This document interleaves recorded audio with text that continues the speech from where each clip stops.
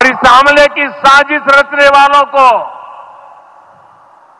उनकी कल्पना से भी बड़ी सजा मिलेगी।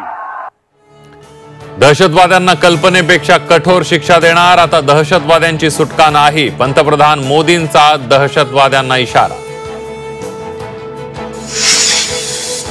राजधानी दिल्लीत थोड्याच वेळात सर्वपक्षीय बैठक, पहलगाम हल्ल्याचा बदला घेण्यावर विरोधकांशी चर्चा करणार सरकार।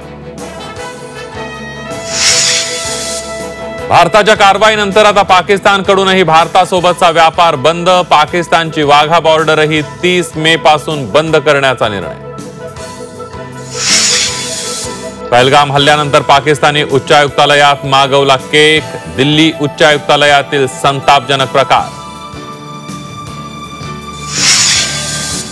हिंदू कोण असं विचारलं आणि दहशतवाद्यांनी गोळ्या घातल्या। जोशी, लेले आणि मोने कुटुंबियांनी सांगितली आपबीती, त्यावेळच्या आठवणींनी कुटुंबियांना अश्रू अनावर।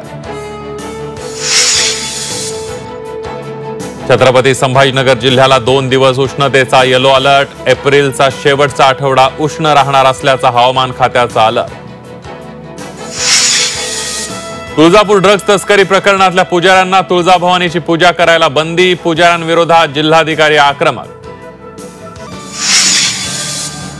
अथक परिश्रम आणि जिद्दीच्या बळावर नांदेडच्या गरीब कुटुंबातील सुनील स्वामी झाले IAS, 10वीत इंग्रजी विषयात 35 गुण मिळवणाऱ्या सुनील स्वामींचं यश इतरांसाठी आदर्श।